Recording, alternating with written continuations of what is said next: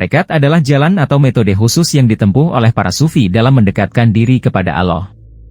Dilansir dari NU Online, tarekat dan tasawuf tidak dapat dipisahkan eksistensinya.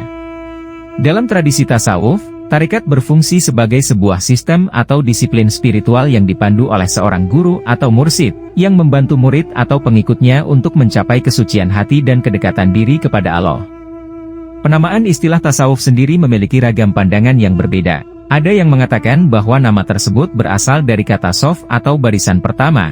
Ada juga yang menyebutnya berasal dari ahlus syuffah atau penghuni beranda masjid, atau dari suku Arab sebelum Islam.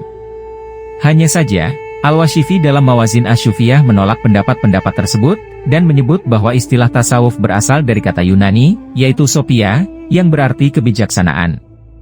Dia berargumen bahwa kata tasawuf tidak memiliki asal-usul dalam bahasa Arab. Makna lain yang ia nyatakan mendekati kebenaran adalah tasawuf, atau sufi berasal dari suf yang berarti kain wol, karena kaum sufi terkenal dengan pakaian wol kasar, yang mereka kenakan sebagai simbol kesederhanaan, dan kedekatan mereka dengan Nabi dan para wali.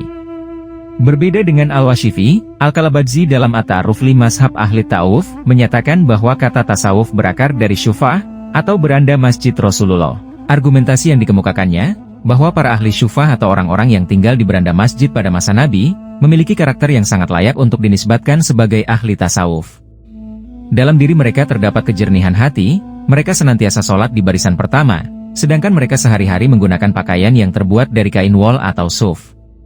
Ragam pendapat mengenai akar kata tasawuf tidak hanya terbatas pada yang telah disebutkan ini.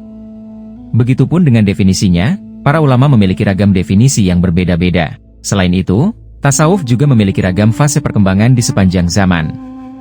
Asasi mencatat dalam Mafhumut Tasyawuf wa Tatawuruh bahwa fase terakhir dari perkembangan tasawuf adalah munculnya tarekat-tarekat kalangan sufi.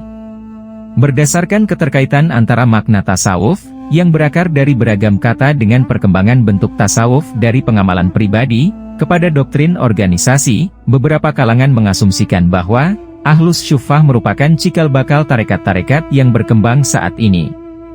Setelah 13 tahun kenabiannya, Rasulullah memutuskan hijrah ke Madinah bersama kaum muslim. Kalangan muhajirin dengan rela meninggalkan harta dan keluarga mereka di Makkah. Orang-orang yang ikut hijrah bersama Nabi tidak semuanya memiliki harta. Ada beberapa orang yang tergolong sebagai kaum duafa dan fakir miskin. Tatkala Nabi selesai membangun Masjid Nabawi, di sudut belakang masjid terdapat sebuah tempat yang menjadi saksi bisu sejarah penting dalam perkembangan Islam. Tempat ini dikenal dengan nama Asy-Syuffah, yang menjadi rumah sementara bagi para sahabat miskin dan kaum muhajirin yang tidak memiliki tempat tinggal di Madinah.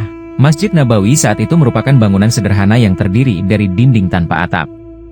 Ketika perubahan kiblat terjadi, bagian bangunan yang sebelumnya menjadi tempat menghadap kiblat tidak lagi digunakan untuk sholat, dan tempat inilah yang kemudian dikenal sebagai Asy-Syuffah atau dalam bahasa Indonesia disebut sebagai beranda masjid.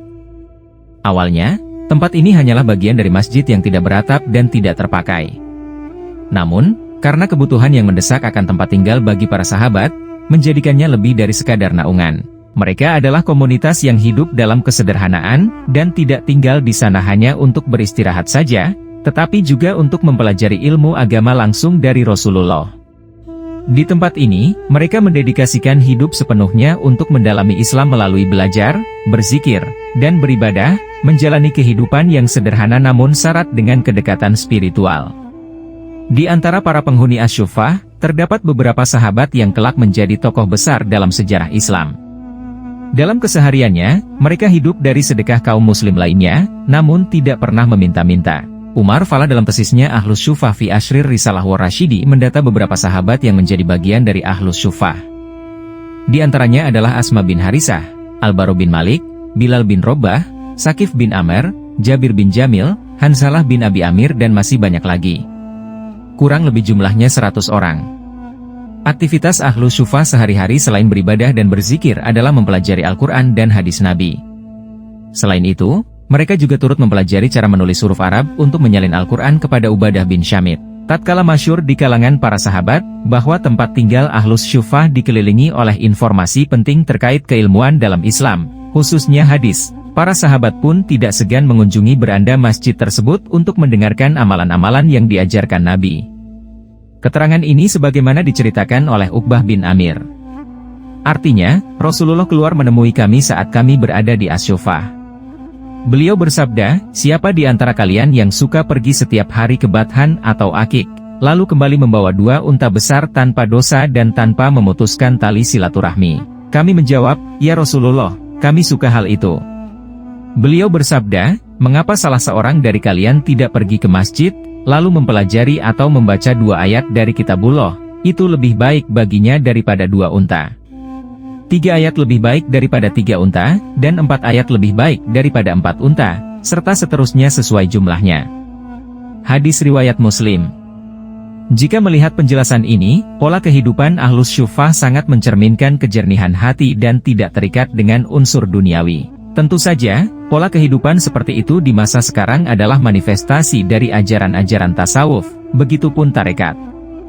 Hanya saja, untuk menyebut bahwa Ahlus Syuffah adalah cikal bakal tarekat-tarekat sufi sepertinya tidak sepenuhnya akurat, jika melihat sejarah berdirinya komunitas tarekat yang berlandaskan faktor sosial. Di sisi lain, meskipun Ahlus Syuffah tidak secara langsung menciptakan sebuah tarekat, semangat hidup mereka dapat ditemukan pada ajaran tasawuf. Orang-orang yang tinggal di beranda masjid tersebut mengajarkan kepada kita bahwa kehidupan spiritual dan kebahagiaan tidak selalu harus diwujudkan melalui kemewahan, tetapi justru seringkali ditemukan dalam kesederhanaan dan ketulusan hati.